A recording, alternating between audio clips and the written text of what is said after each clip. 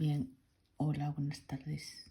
Chicos, voy a empezar repasando el tema de inducción electromagnética que empezamos el otro día. Vimos que en el tema anterior de electromagnetismo, todo el tema lo podíamos resumir en que un campo eléctrico variable podía generar un campo magnético. Es decir, toda carga en movimiento que genera un campo eléctrico variable va a originar un campo magnético. ¿Qué expresión era la que ligaba el campo magnético generado por una carga en movimiento? Pues si os acordáis era mi partido por 4pi por q por la velocidad de la carga, vectorial el vector unitario en la dirección del desplazamiento partido por la distancia al punto al cuadrado. Bien, ese sería el campo magnético generado por una carga cualquiera en movimiento. ¿Qué vamos a tratar de explicar en el tema de inducción? El recíproco. Si un campo magnético es capaz y en qué condiciones genera un campo eléctrico. Es decir, los campos magnéticos pueden generar corrientes, de alguna manera, cargas en movimiento. Para eso estudiábamos la ley de Faraday-Henry y las experiencias de Faraday-Henry, que son la base de la generación de corrientes inducidas y de corrientes alternas que conllevan al desarrollo de toda la ciencia prácticamente y la tecnología del siglo XX y finales del XIX. Bien, vamos a empezar recordando cómo se generan estas corrientes inducidas. ¿Cuál fue el experimento de Faraday? El experimento de Faraday consistía en un circuito de la siguiente forma.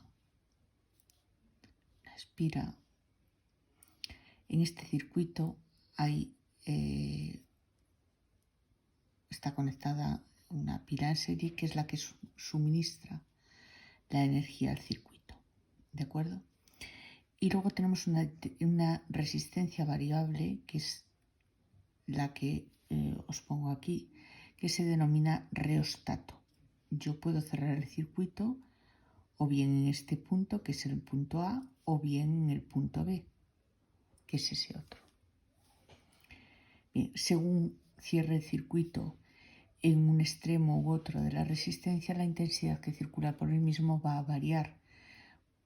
¿Qué ley utilizamos? La ley de Ohm, que me dice que el voltaje es igual a la intensidad por la resistencia.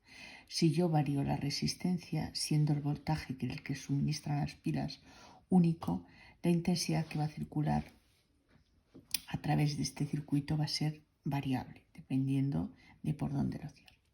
Y tengo otra espira que está conectada a un amperímetro.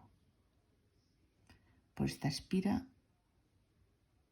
cuando yo no conecto este circuito, el circuito secundario, circuito número 2, el amperímetro no detecta paso de corriente. ¿Qué ocurre cuando yo muevo esta resistencia? Es decir, cuando hago que esta resistencia sea variable. Si la resistencia es variable, la intensidad que circula por este circuito va a ser variable. Y mientras está variando esta intensidad, en este circuito primario, en el primer circuito, se detecta paso de corriente.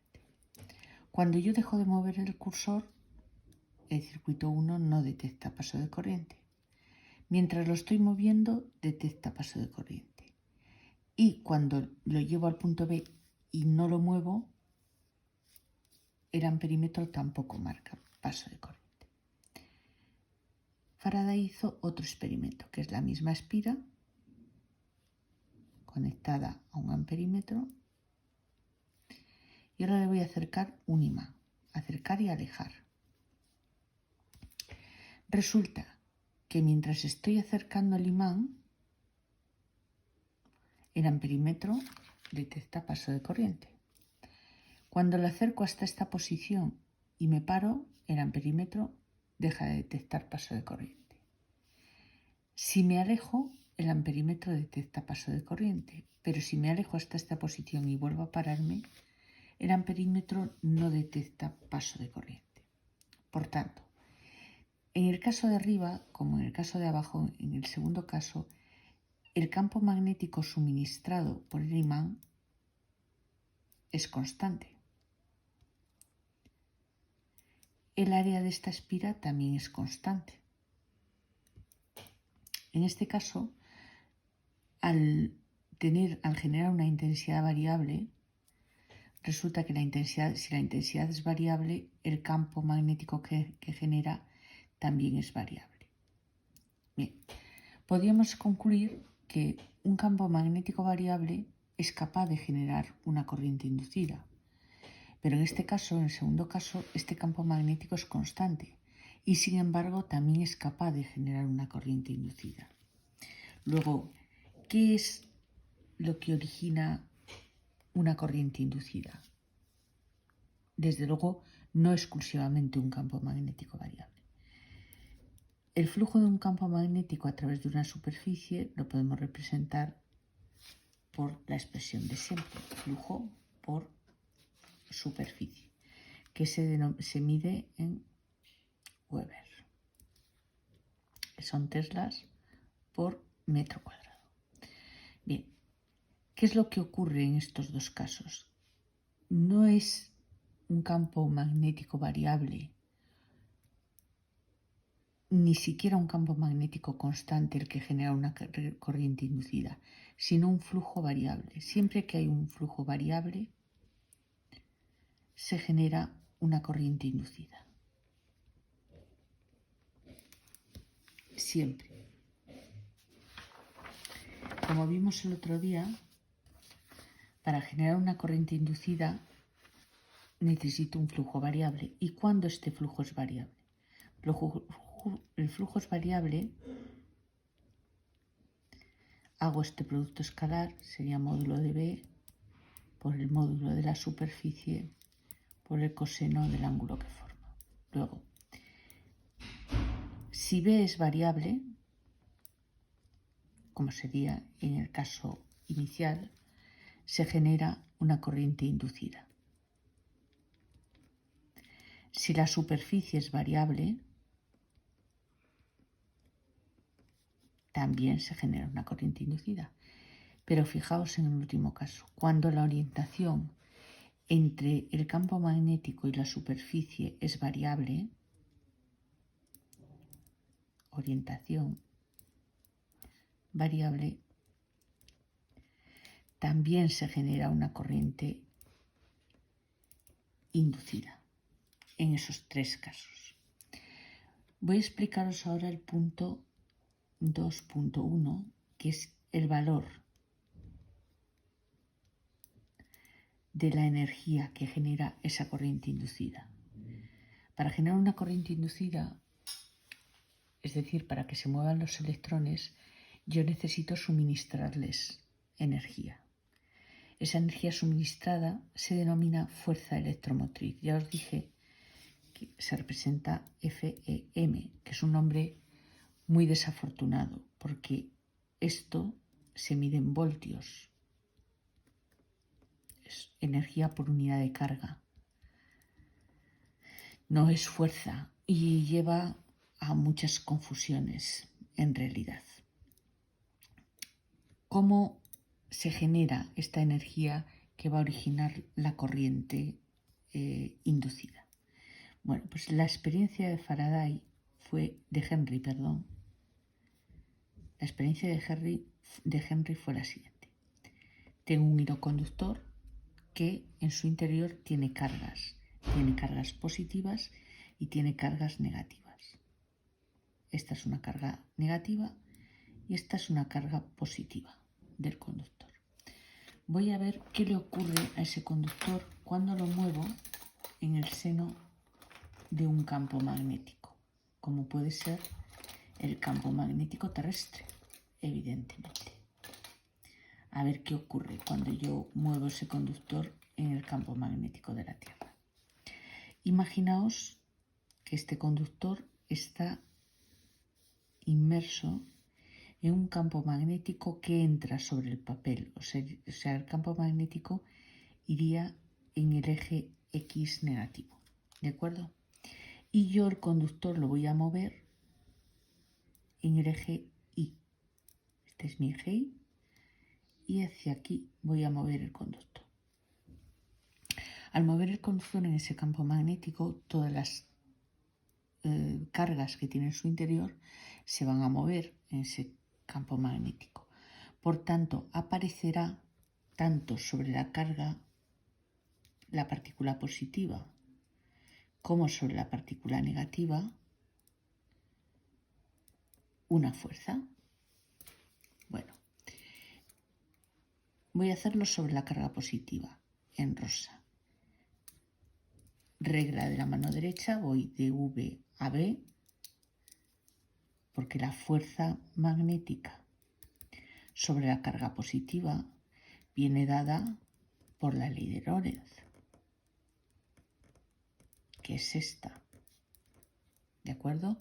Esta fuerza magnética es perpendicular al plano que determinan V y B. En este caso, por la regla de la mano derecha, la fuerza magnética sobre mi carga positiva iría hacia arriba. Fuerza magnética sobre la carga positiva. ¿De acuerdo? Bien, vamos a ver qué ocurre con la carga negativa.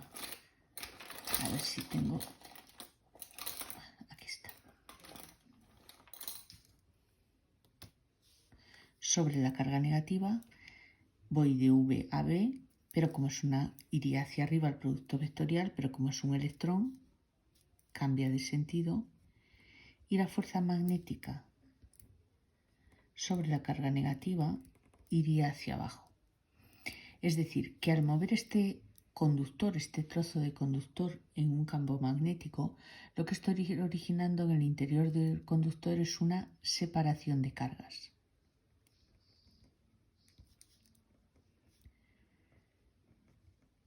Y cuando hay cargas separadas, lo que se establece entre dos zonas cargadas con distinta carga es un campo eléctrico. El campo eléctrico en este caso iría de la carga positiva a la carga negativa. Este sería el campo eléctrico que estoy generando. De la carga positiva a la carga negativa. ¿Qué ocurre con ese campo eléctrico que genera esta separación de cargas? Que ese campo eléctrico, cuando actúa sobre la carga positiva, hace que esta carga positiva se vaya hacia el centro. Esta sería la fuerza eléctrica generada. Y al actuar este campo eléctrico sobre la carga negativa, la fuerza eléctrica iría hacia arriba. Bien, ¿qué está pasando entonces en este conductor? En este conductor se están generando dos fuerzas contrapuestas sobre las cargas.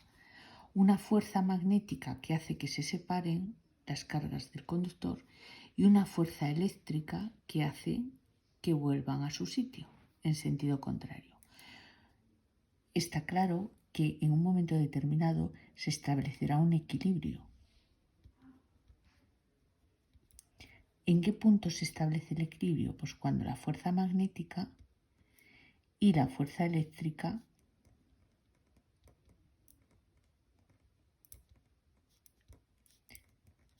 sean iguales. Bien, esa fue la experiencia de Henry. Voy a sustituir.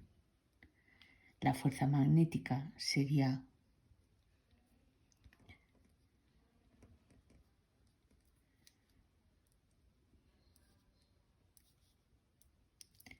y la fuerza eléctrica, pues la carga por la intensidad de campo. Vamos a ver.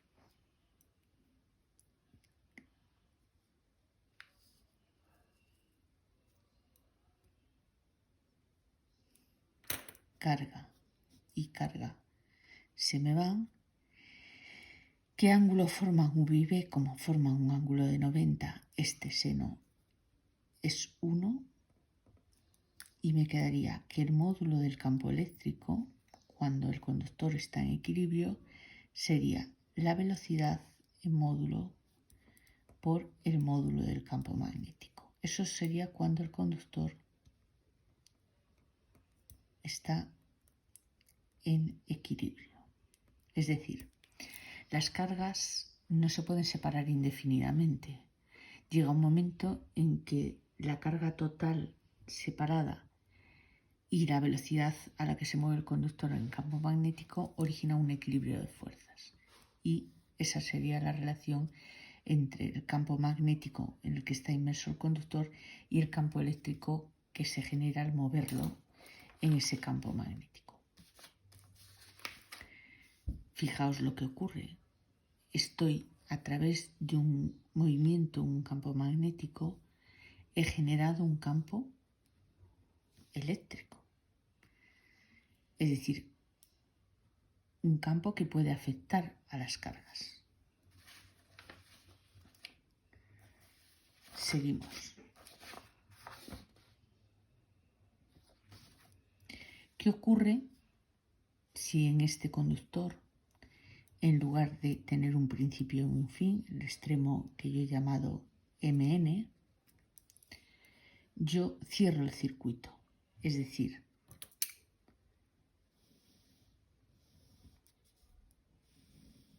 cierro el circuito. Un trozo de cable lo estoy cerrando. Esta carga negativa ya no se pararía aquí, sino que se movería a lo largo del conductor. Estoy generando una corriente inducida. Es decir, en esta experiencia de Henry, en un conductor que se mueve en un campo magnético, cuando cierro un circuito, las cargas no se quedan en el extremo del conductor, sino que se mueven a través del circuito. He generado una corriente inducida. Vamos a ver cómo sería. Yo tengo un circuito